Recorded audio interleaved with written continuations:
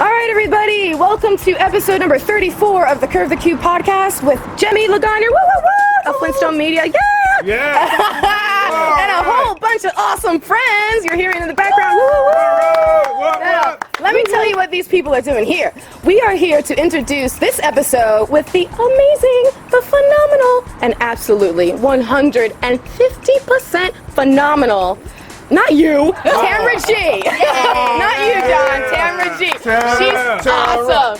She's awesome, and I actually know her sort of sidewise through DJ John Hitta, who you may remember from a previous episode of the podcast. I don't remember which number it was, but he's on another episode. And I know, and he's the DJ who does our music beds because he is phenomenal. So right now, as you're listening to this intro, what you're hearing, like underneath, that's DJ John Hitta. So we have Tamara G on this episode, number 34, and she is about to be co-hosting a new show that's headed to BECON-TV called What's the Move. It is. Oh, I thought you guys were co-hosts. Oh, excuse me, Cam says. All right. So tell us. She's kind of like Batman. She's kind of like Batman. He's Robin. Oh, okay. So I have to stay in my lane. Shut up, Robin. So much to her surprise, she doesn't know this. I actually met up with a bunch of people from her team, phenomenal people. So let's just do a quick round check. Who are you? I'm John. All right, and we don't need to talk about you. Who are you? I'm Swain. Woo! And who are you? I'm Breezy Foster. All right. And how are you guys involved with What's the Move? Well, I saw him on the bus bench earlier. Always. He looked hungry. Yeah. So I pulled over. That is a lie. I'm totally not hungry. Yeah, you're a little too big around the waist. Yeah. Don't worry, it's gonna be gone in a day.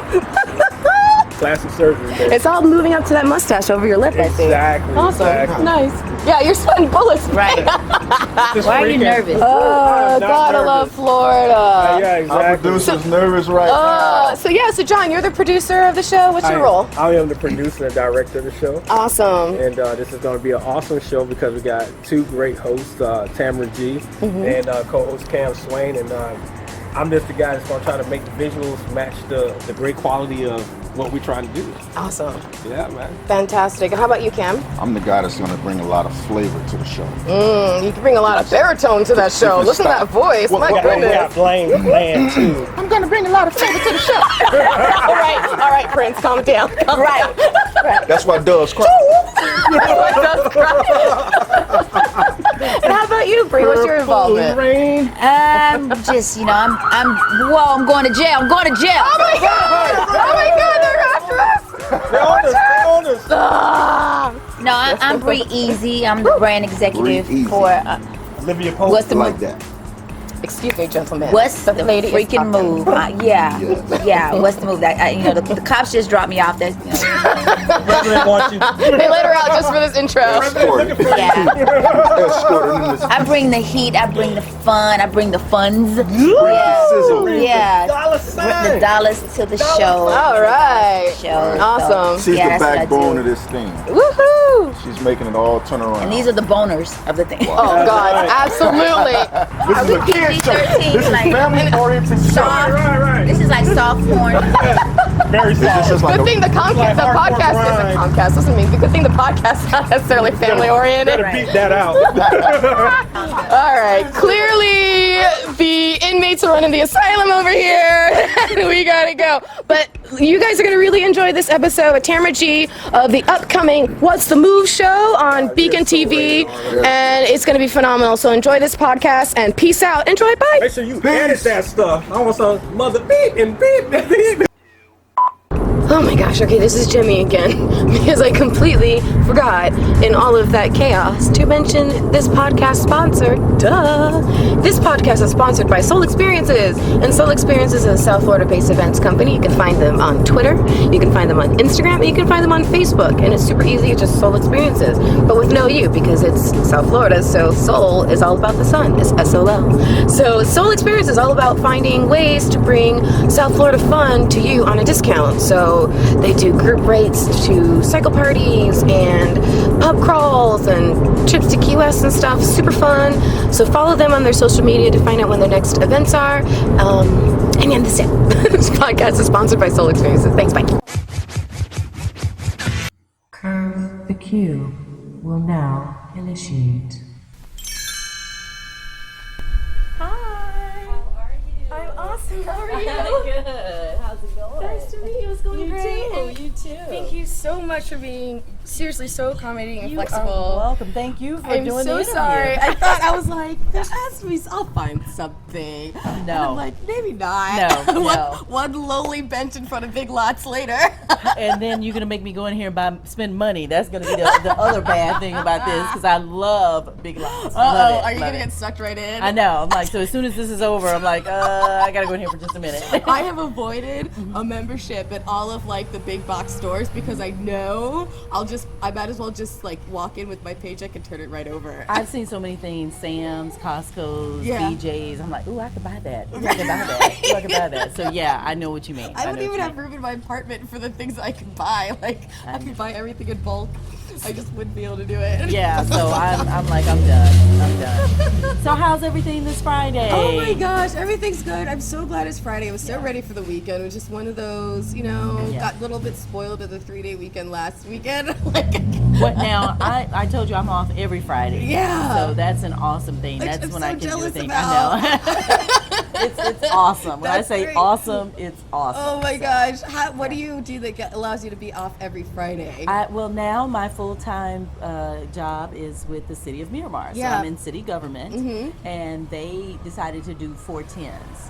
So it's Monday through Thursday, and then the whole city is closed on Saturday. Really? On Is that Fridays. was that a budgetary decision, do you think? You know what? No, because I mean we're still doing our 40 hours. Yeah. It's just I think, and people, you were getting it anyway because people would come to work, and although it's supposed to be a 8 to 4 or 9 to 5, people would still be there till 6, 7, at night. So they just said we're going to do 410s, and then everybody can have off on Fridays. Awesome. Yeah, it's awesome. It is. All right, so I'm submitting my application then. I will see if I can find something for you. I will see if I can find something. So you have an extensive background in radio and broadcasting. I mean, just break it down for the people. Just let us know 99 JAMZ, 97.3, and not only just in Florida, you've worked in Texas too. You got started. So just tell us about your background, The journey to get to where I am now. Yourself, familiarize the audience with you. Yeah. Okay, well, I am Tamara G, and I've been in radio. Oh gosh, since years, since 1990,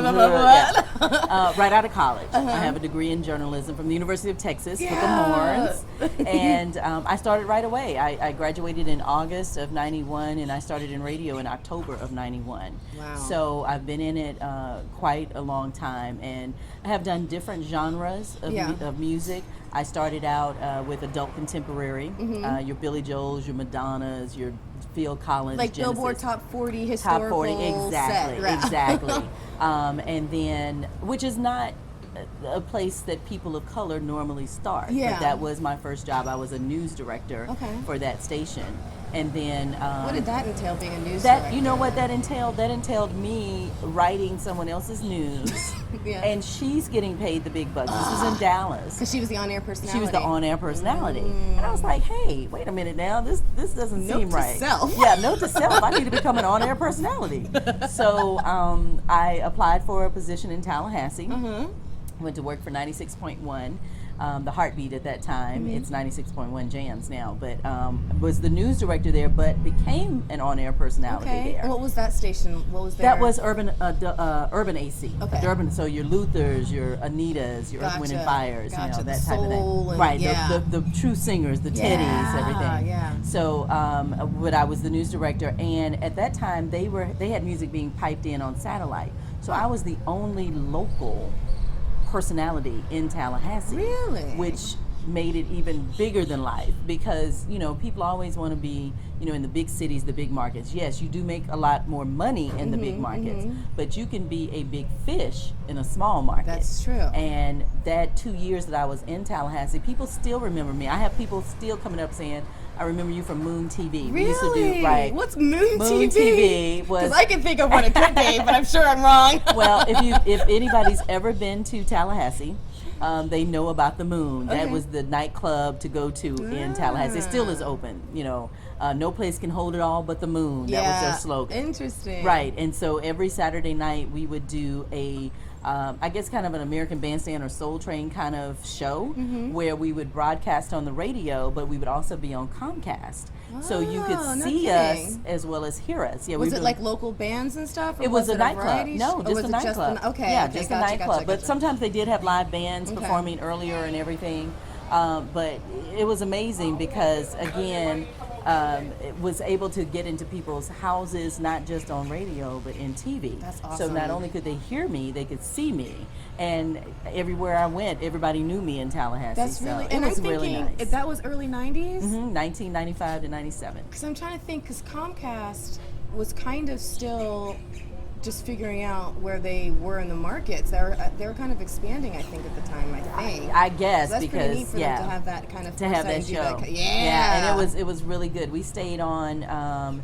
I know the whole year, the last year that I was there, and I think it went another year after I'd left. The young lady who took my place ended up being the co-host of that.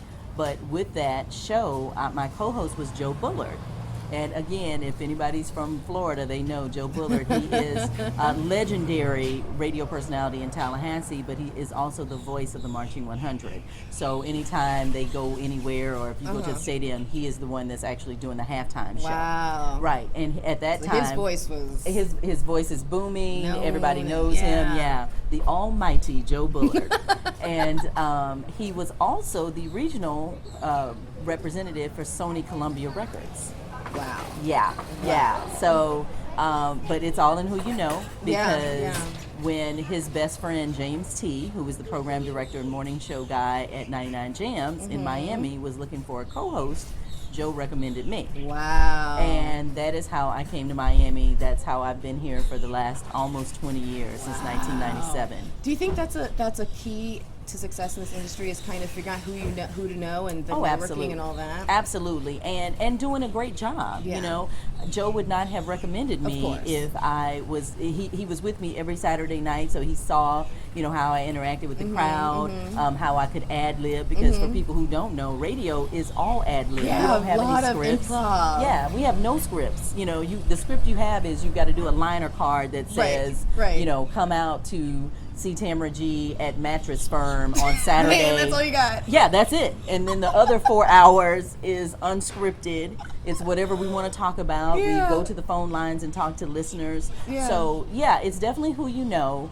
And not that you're using anyone or anything like that, but you make these relationships, and people keep recommending you over the years because you've proven that you know, are a good person, that you can handle the job, that you're professional, and you just keep getting recommended. Yeah. You know, I've gotten to know the radio industry a little bit over the last year. I've become friends with some people in the industry, and it really does blow my mind how, I mean, radio is huge down here still. It's huge, and there's so many markets, and it's like everybody knows everybody. It's a very small world. This boiling plate where you either get along or you don't get along. Right. And I can honestly say I get along with everybody. That's awesome. I really do. Past co-workers, you know, people that I've worked with at different stations, we still keep in touch. My co-host, I'm still very close. James T. James T. is my father. You know, he's my mentor. I just was talking to him yesterday. Oh, yeah. And Julie Guy, who I was on with 97.3 The Coast, those 2 girls in the morning, we're still very good friends. I was supposed to go over to her house for the 4th. But I ended up having to work. So, but I mean, we are still very good. Marvin Dixon, I still talk to Marvin at least once a week. Wow. You know, so you really make these relationships with people, especially when you're getting up each morning at ungodly hours, 4 a.m. to be at work at 5, and then, you know, you're on air from 6 to 10. You really do become a family. In a room with just this one other person. One other person, 2 other people. You really become a family. You get to know each other. Now, there are times when people have not gotten along, and you can hear that chemistry. You know that these 2 people don't like each other. You can tell, and that's very difficult to be a successful show of any type if the 2 people or 3 people don't get along. But I've never had that issue. I've seen it where it works on a temporary basis. Like if they've been together for a long time and they're just going through a rough patch. I Mm-hmm. can see how they can get, I've seen that work out okay. Okay. But if two people just clearly don't get along, Right. I've heard that from the crumble. beginning. And you know, most of the times, Jimmy, it's because of ego. Yeah. It's because somebody wants to be the star, Yeah. and the other person wants to be the star, and there's a way that both of you can be stars. Yeah. Because trust me, everybody's not going to like you. Yeah. But if you can get most of the people to like you, then you can get the ratings, then you can stay on the air, Yeah. then you can do good in the community. Yeah. It all is, you know, it trickles down, but it has to start with egos. You know, you're not the only thing going in this city. Right. There are other people who've been here before you, they've been on air before you, they've made their mark in the community. Right. So work with them. You have to respect that. As a matter of fact, it would be sensible for you to take that and learn from that and work with that. Yeah. You know, show me how you got involved with the Deltas, with the AKAs, with Right. the 100 Black Men, with the NAACP, with Women in Distress, all the different organizations Mm-hmm. that, you know, I have either emceed events for, hosted Mm-hmm. events for, interviewed them. So I've, you know, even done public service work for a lot of them Mm-hmm. myself. So yeah, that would be smart, but you know, some people aren't. I know, and I know in a radio show with multiple people, Mm-hmm. you know, they kind of tend to each bring something different to it, and they Absolutely. each have their own responsibilities that form.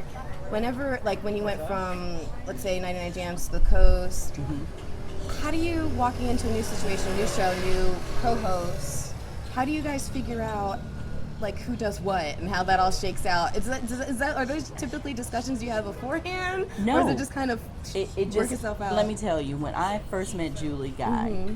I met her, I was still working at JAMZ, she was at the Coast, and we would get in the elevator every morning. Oh, it was because the we same were going- building. The Oh, same duh, building, yeah, right. that's right, The that's same right. building. And we would speak to each other, you know, very cordial or whatever.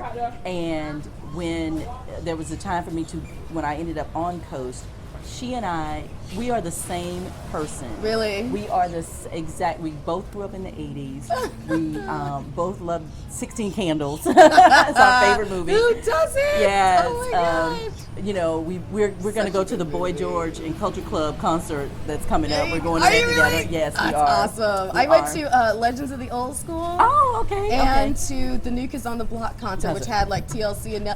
and so those are two back-to-back weekends. I'm like, what year is this? But you can't get good music like that anymore or good Right. Oh, it entertainment. was so good. people are willing to pay for So it. good. But I can say that she and I, you know, we were the same child in our families. Mm-hmm. It's just that she came from a white Italian family and I came from a black Southern family. Uh-huh. Okay. But we are the exact same That's person. so funny. And we worked together on air for 5 years and we never had any issues at all. It was never who was the lead, who was the co-host. Things just fell into place. Yeah. You know, it fell into place that I ended up doing the birthdays every day. It fell in place that, you know, she would do a certain segment Yeah. that she would do. It just fell in place, and Do there you- was no fighting over it. Do you find there's ever fighting usually more between women, or have you found that to not be the case? I found that as far as on air, Yeah. because being two women in the morning, that's very rare anyway. Yeah, I'm thinking about you telling the there's story. I'm not like, I'm many- trying to think of another example, Exactly. and I can't think of one. We were the only ones in South Florida. Yeah. And of course, before us, we had to give homage to Bo Griffin Mm-hmm. because she did it when she was on Power 96 with another young lady. Same dynamic, black lady and a white lady, Mm-hmm. and they were the forerunners of us being those two girls in the morning. But that was back in the early 90s, Yeah. and Julie and I were on air from 2006 until 2011 together. There's Different still era, yeah. right different era, but there's still no two women on the air Yeah. anywhere in South Florida. Yeah, I was sitting here trying to think it was. Yeah. I can't think of. I don't Don't think rack yeah. your brain. It's not. It's not. And very few around the country either. Yeah. Dee Dee McGuire on K104, I think is the only one that I know of. That she's the lead on a morning show with a female co-host.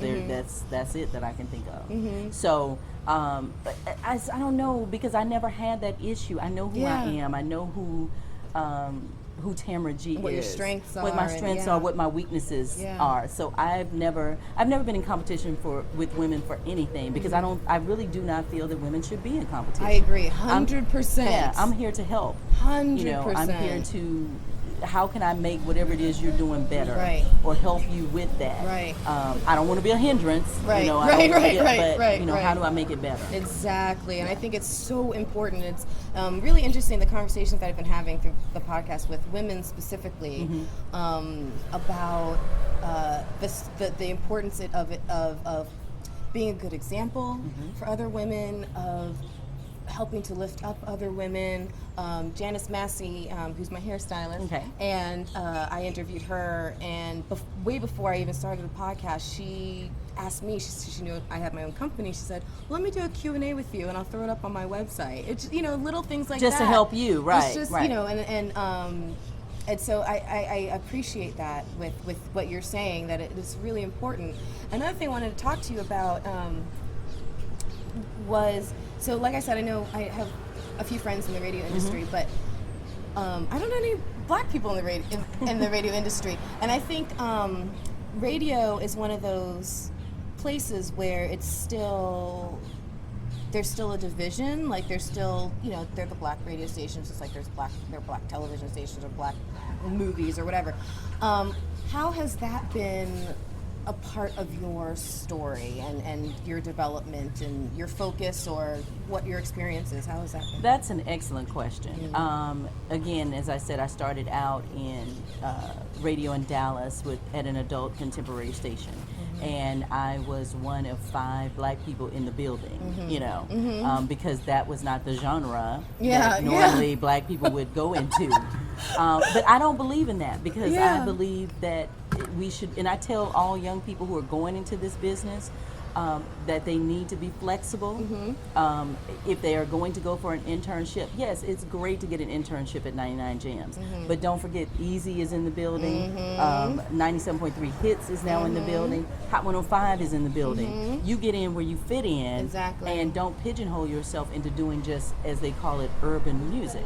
I've done AC, adult contemporary, I've done urban AC, I've done NewsTalk, I've done hip hop, and the only thing that I haven't done is country and rock. And I could do country because I'm from Texas, so I listen to country music. I grew up on country music, so. And you make no apologies. Exactly, I make no apologies for that. So I could probably do country music. I just never have. But that's why I say, you should never pigeonhole yourself, because you never know where your opportunity is going to come from. It could be in news talk. It could be at a country station, at a rock station, and you just be the best that you could be. I think that's what has created my longevity here in the market, because normally radio DJs only stay around maybe 2 to 3 years at a station. It's very rare that they are at a station for years and decades. It just doesn't happen, because you're always moving around to the next market, the bigger market, the more money, whatever the format. I feel like there are a few stalwarts of the industry who are just, they are there. I can name a few here, but so the opportunity to be another one of those longevity people, I guess that's the way to do it, is to just absolutely. be but you have to be open-minded, and you have to be able to work more than one format. If at the time that I was let go from JAMZ, they were making changes, they were going younger ended. If at the time that I was let go from JAMZ, that I had only pigeonholed myself into doing hip-hop radio music, there was no other hip-hop station here. So my time would have been, it would have been less anyway here in Miami, because there was no place for me to work. But because I had other talents, I was able to use those to parlay that into working at 97.3 The Coast. How did that come about? Who approached you, or who did you approach? How did that well, what happened there was, and again, as I say, it's always good to have mentors. James T is mine. I had been let go from Cox in July of 2004, and James was at that time consulting a station in Port St. Lucie, The Flame. And he got me a gig as the morning show co-host there from September until July of 2005. And I ended up leaving there. And the next month, they needed someone to sit in for Julie and the young lady, Dina, at the time, that was the other girl in the morning. Dina Lang? Dina Lang. Okay.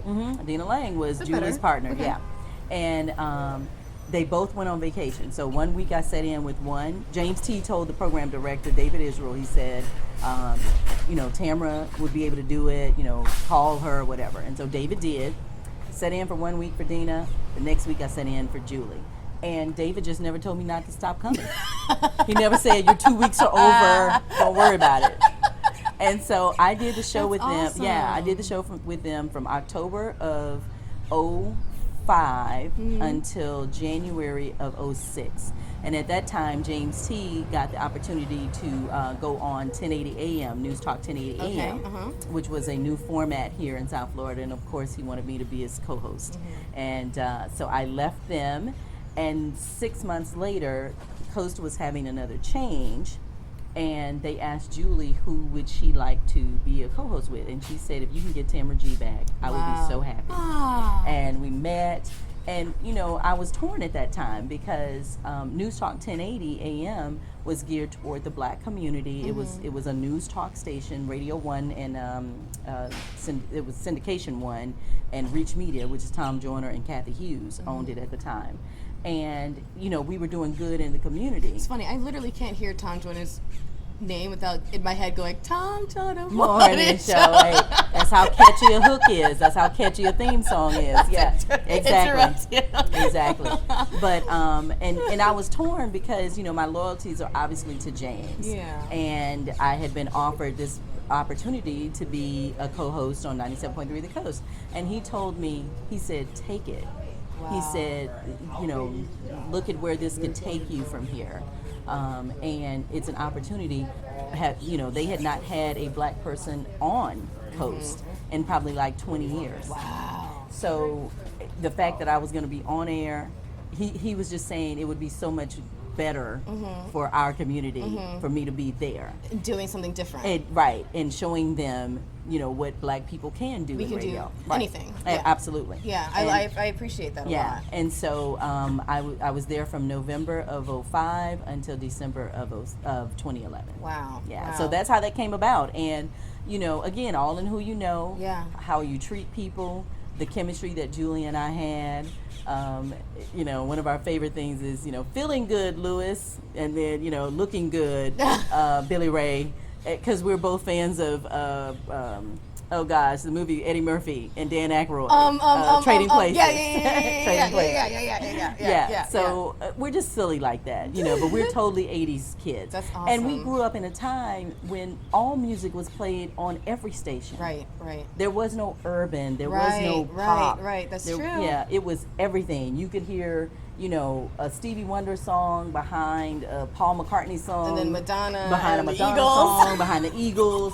Behind Spandau Ballet, behind Billy Joel, behind Earth, Wind and Fire. I mean, it just was all over the place. It was just good music. Yeah. So, you know, that, you know, thankfully growing up in the 80s, that's what I got. So listen, you can't mention growing up in the 80s and loving it so much without telling me what were some of your favorite songs and people and whatever. Oh, I think everybody knows my favorite artist, and the one that, you know, I regret never having seen in concert or met. And I've met many artists in my career, but my favorite is Michael Jackson. My favorite is the king of pop.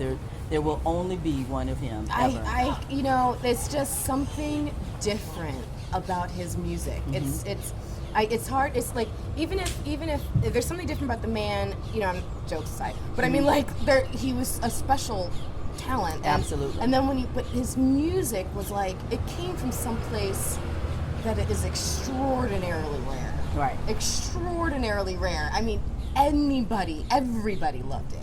And I can remember where I was, what I was doing at the moment that I heard that he passed. Me too. And that'll stay with me forever. Where were you? I prefer not to say. Okay, sure, no worries. I was in line at a Jason's Deli meeting some friends for lunch. Okay. And one friend got there first, and he's like, I just got this weird text, and he showed it to me. I'm like, oh, that's weird. And then I looked at my phone. I'm like, oh wait, I got one too from my dad. It was one of those things that, like, one of those moments where everybody's texting everybody, right? And we're like, what? And my dad's was something like Michael Jackson's rushed to the hospital or something. What?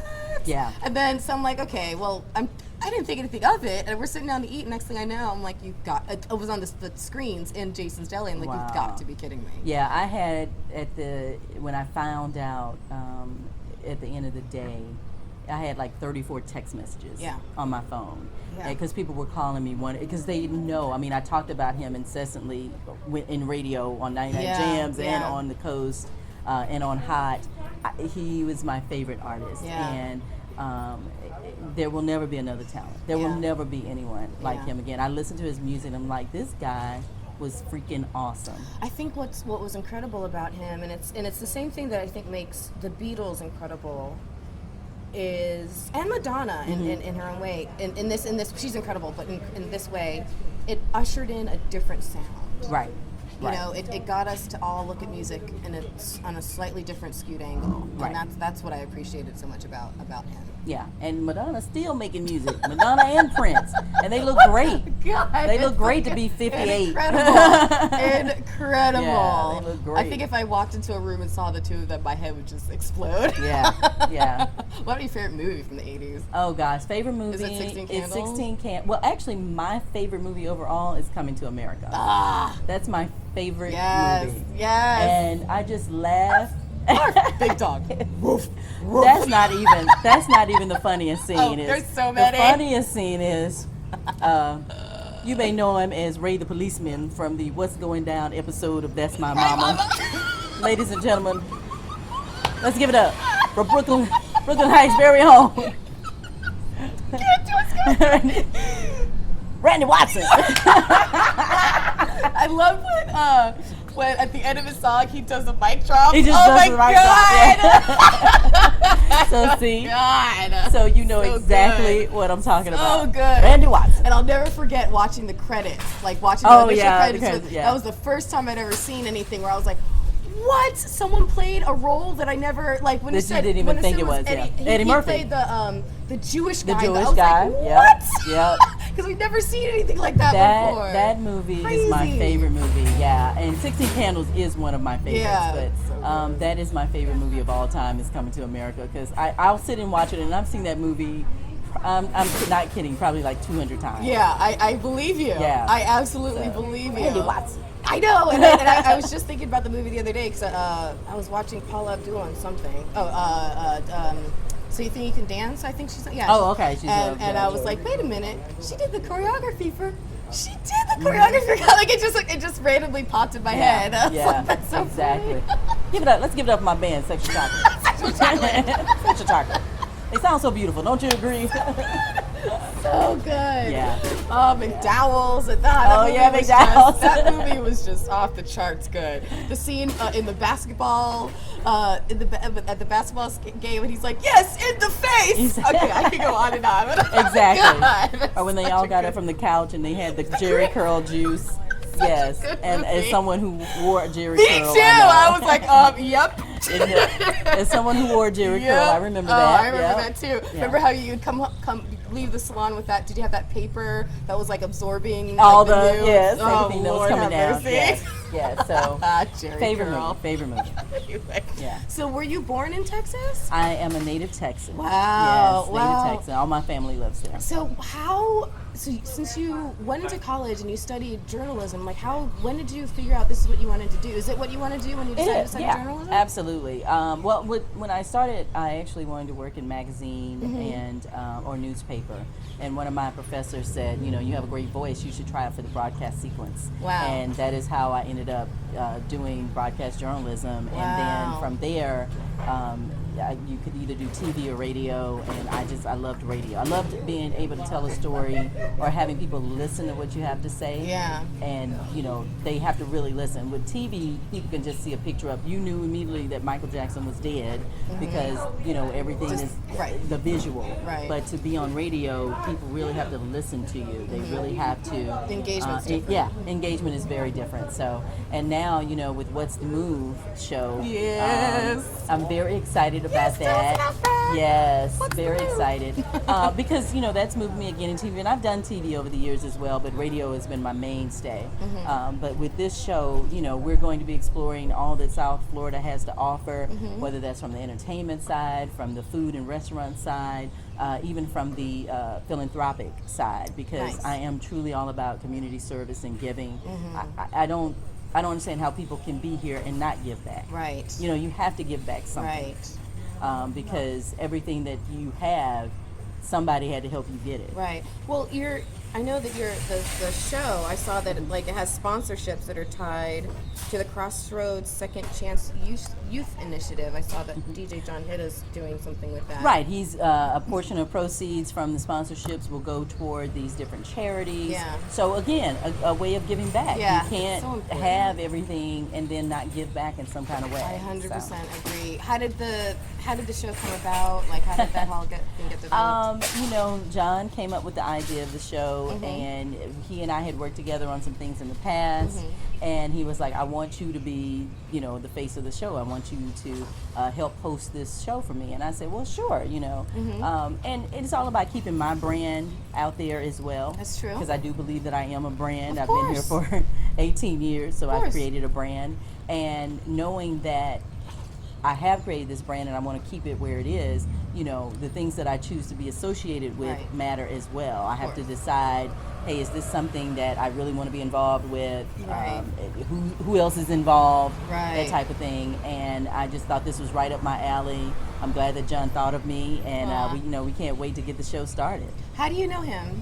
You I know- don't know if you know, but he does the music beds for this podcast. Oh, really? He does. Wow. Yeah, Okay. yeah. He's been on. Darn. I had him on one of the episodes. He was a feature. Okay. On one of the episodes, and he does the The music beds. for you. Yeah, Awesome. Yeah. You know what? And I was sitting here today trying to think, how did I meet John originally? And that's what happens in this business. You meet people through so many different Maybe ways. 99 Jams. I know he was over there at some point. But he came after me, and After I you. introduced him to people over there. Okay. So I forgot how we ended up meeting, but again, there are people that you stay in contact with that you keep in your inner circle. Of course. That you wouldn't mind working with again, and There's a he's one of them. trust Right? There's a and- trust, and that makes a difference because trust me, there are plenty of people that I have not fooled with anymore. I've been burned, or I just didn't like the way they did business. Yeah. So I made the decision not to deal with them again. But that's he's great. actually one that I have worked with. How do you balance that decision making? Because especially as someone who's trying to, get established and grow, I'm thinking about the people who might be listening to this podcast trying to figure out their way, navigating through whatever industry they're trying to break into. How do you balance that? Balance opportunity versus maybe it Shadiness. Your gut doesn't feel so good about it. And I have to say, Jimmy, I grew up in the church. Yeah. So I feel that I have a relationship with God, and I truly feel like He gives me discernment. Good. I know immediately when something is not kosher, as they say. Yeah. I know immediately when it's not above board or when it seems shady, so it's discernment. You have to know that, and you have to, again, know who you are and not be taken in by, oh, I can make you a star, oh, I can do this for you.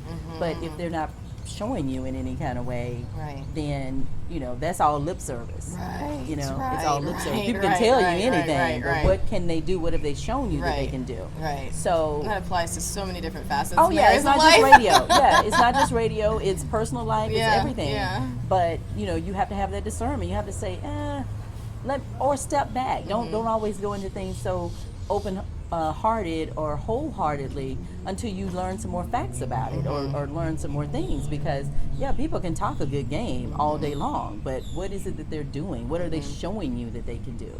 And are they a person of their word? If they said that they're going to meet you at, what would you have thought of me if you had come here and then all of a sudden I didn't show up? Right. Whatever opinion you had of me before was definitely not going to be that after that, I'd probably been like, well, okay, I guess my podcast sucks. Or I would have been like, well, I hope she's okay. Honestly, that's probably what hopefully that would have been your first Yeah, reaction that's with me, because you've been like, because Tamara never would have But canceled no, on me without calling. I've been through that ringer Yeah. myself, and you do have to kind of learn to step back, sniff the air a little bit, take off the rose-colored glasses, Right. and see if you're thinking and seeing someone as they really are, or as you want them to be, or situation or whatever, as Right. it really is, or as you wish it was, Right. and just make sure you're stepping into it with the right mindset. Oh God, I've learned that lesson. I don't know. I think I'm still learning that lesson, but well, we learn it every day. And true enough, there are some times when you can be fooled. Yeah. But the thing is, for it not to happen all the time. Yeah. You know, and to happen more than once with the same person. Yeah. You know. Yeah. Because as Oprah has said before, when people show you who they are, believe them. And that Yes, is my I was trying to remember who I was thinking about that quote the other Yeah, a when while people back. show I was you like, who who they said are, that before? Who said believe it. that? I think she got it from Maya. Yeah. Oh, you're probably right. Yeah, You're but probably when right. people show you who they are, believe them. Loved Maya. Yeah, yeah. Oh my because gosh. they're being who they are. And now, what your question is, or your question to yourself is, can I deal with them as they are? And if you can't, then you need to walk away. And that's Exactly. personally, that's in relationships, that's in family, that's in job relationships, anything. And it can be scary, especially if you think something's good or Right. wish something was better. Right. It can be scary, but developing that courage is it's like a muscle. You just gotta practice Just gotta it. do You it. gotta, it's right for you. Absolutely. And I've walked away, from 2 situations work-wise where I didn't even have a job, but I had faith and knew what my skills were, Right. that I knew that I was going to, something was going to be okay for me. Right. But I knew this situation was not it. And and that is hard to do. I mean, to tell somebody to Yeah. walk away from a job or position or whatever, that is very hard to do. But you have to know, again, are you getting sick every day that you come to work? Do you not want to be in the building? Because you're spending 8 to 10 hours Right. of your life Right. So why be unhappy? every day at this place. Make a move, make a change, What's the and sometimes move? you have to do that. Yeah. What's the move? What's the move? Exactly. So what is some of the content type of stuff? What kind of things are you going to be focusing on? Are you going to be is it going to be all over South Florida? Is it Yes, Broward all over. specific, or No, is it- all over South Florida, even on the West Coast, the Naples area. Cool. And it's basically what's the move? What are some things to do here? Oh, and okay. there's so many things Yes, to do. It's there not just the typical South Beach thing. There's so many things that you can do here in Yeah. South Florida. So we want to definitely get that out there. And as soon as we get that first air date, trust I me, was you going will to know. ask. Okay, good. You will know. And it's going to be on Beacon. It's going to be on Beacon TV. Okay, cool. Beacon TV in Broward County. My friend Lynn, who's one of the sponsors of the podcast, she has a company where that's exactly what she does. She wants people to know about all the fun things around here, but her angle is like figure out a way to have people participate in these things at a discount, lower rate because it can be expensive, but experiencing Florida on a budget. So she's always looking for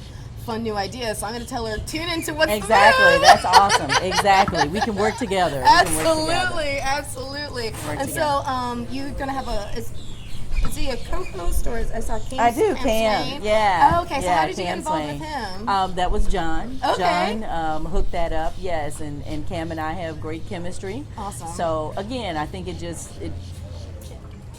there's no need for us to be in any type of competition. We're trying to make this show work. Right. So I think, and with us being both, adults as well, hey, let's do this, and we can show off our personalities. We are different, Right. yet we are, alike Right. in some aspects. And hey, let's make this show a hit. Let's That's do awesome. Is it going to be some in studio shots mixed in with some it. All of the above. destination shots? All of the Oh, above. this It's is going to be so in cool. studio. It's going to be on the scene. How exciting. So we're looking forward to it, and looking forward to showing South Florida something they've never seen before. That's awesome because I think I had a lot of reasons why I started this podcast, but one of them was we have so much talent here and so many great things that people are doing here, and I really want more of a spotlight on South Florida. I feel like the things that people are doing here creatively and just entrepreneurially, and I think people are doing there's a lot of talent here and a lot of great things. So yeah, I want to show off Florida too. So it's kind of fun that that's what you guys are doing. And It's we're all really doing cool. it together. We Yeah. can do it together. So, and thank Yay! you. Woo-hoo! Thank you so much for Yeah, doing yeah, this. yeah. Thank you. So tell me more about your emceeing and your hosting, and how do you work on getting those gigs and those situations involved? Well, I think, again, having been in this market for 18 years, I've created a name, created a brand. I'm asked to host things, Wow. and I'm not even on the radio full time anymore. Yeah. I just finished part time in December of 2014, where I was on Hot 105. But I'm not even on the radio, and I'm still hosting events, still hosting galas, still doing voiceover work. So I'm you so know, jealous. That is what I want to do. the voiceover Oh work. my gosh, Yeah. so badly. Voiceover work is very lucrative. Yeah. And there's plenty Well, you of just ways. made me even more excited to do it. And there's plenty of ways that you can do it. You know, you can do something as simple as voice prompts on someone's phone, Yeah. their business phone, That's true. to actually doing their commercials. So a lot of times, you know, people will hear my voice and they're like, I know that voice. I know that voice from. That's me. That's me. And you think about, I never think about that. You think about actors who might be like, oh, I know that face. I've seen you somewhere. Right. And for you, it's like, I know your voice from somewhere. Right. So it's just a matter of, you know, making the contacts and, again, keeping good relationships.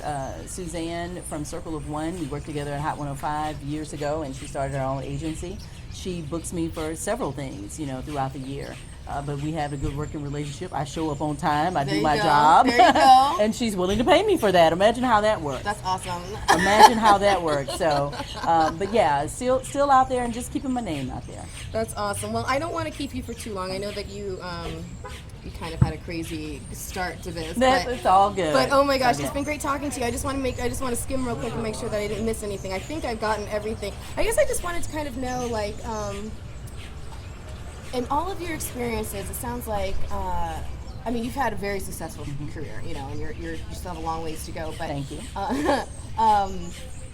You've been mentored, and then I feel like you've also been giving back and everything else. What do you think is the key to being a strong leader rather than just being a person in charge of something? I think being a strong leader is that you have to have integrity yourself. You have to stand for something, and hopefully that something is right, what is right, because a lot of people don't. And then instead of just being a leader, you know, you show that by example. You know, you haven't heard about me in the news getting arrested for smoking weed in the VIP of the nightclub. You know, you haven't heard me you know, be involved in a fight at the NAACP banquet. Face planted on a hooker? Right, exactly. I mean, I lead my life. I was looking up for my line of code, but I could have sworn that was you. Yeah, you missed that. You missed that one. So, you know, I live my life that way. And I try to, I tell the kids, as I like to call them, the college students, when I do go out and mentor or I go and speak to classes, that your reputation is everything. You know, people will hire you on your reputation and people will fire you on your reputation.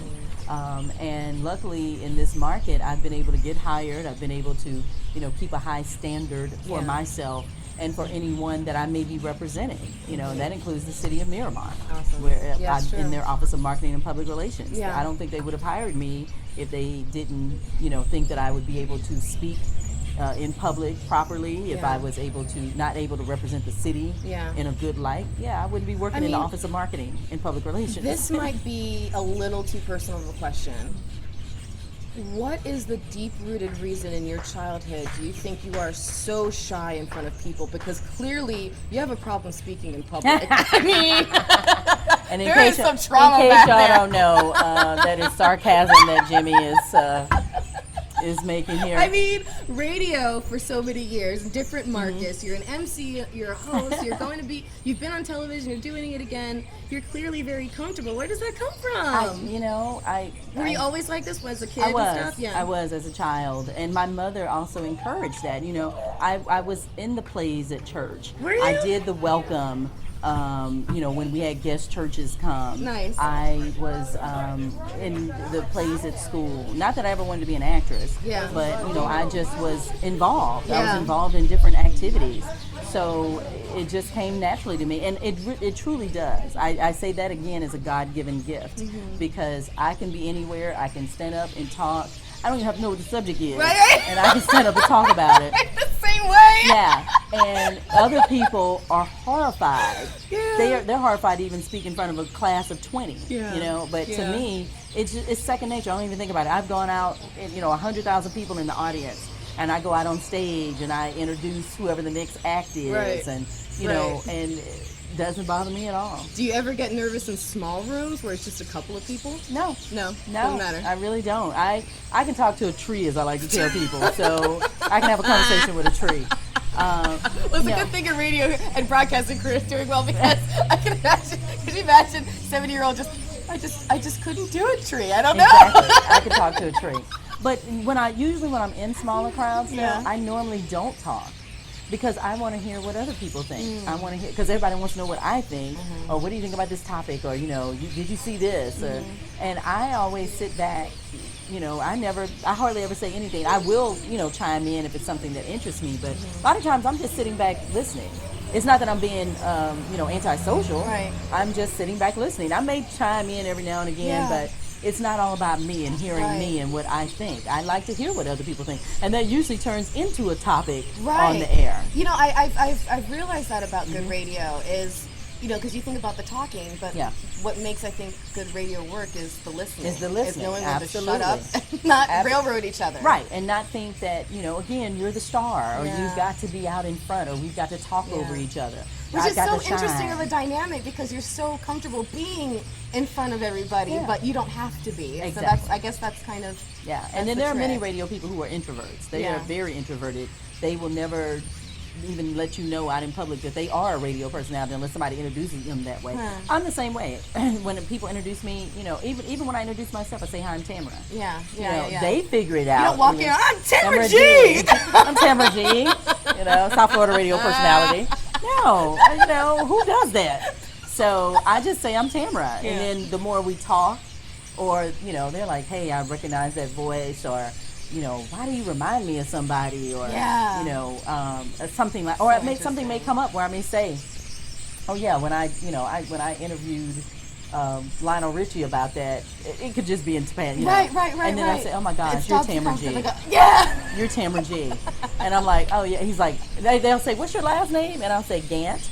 And they're like, you're Tamara G. And I'm like, yep, that's me. So, thank you for listening. That's awesome. So, that's awesome. What a trippy thing to have experienced all the time. A lot of times. Yeah, but that's the beauty of radio. You can still remain incognito, anonymous. You don't have to be known until you open your mouth. That's true. But I can go, in the public with my rollers in my head. And nobody would know. I wouldn't do that, but, I wouldn't do that, but I could. Oh, well, thank you so much for being a part of this. Thank you. Where can people find you on social media and online? Where can people They can find me Twitter at The Real Tamara G. That's Tamara, and then the letter G.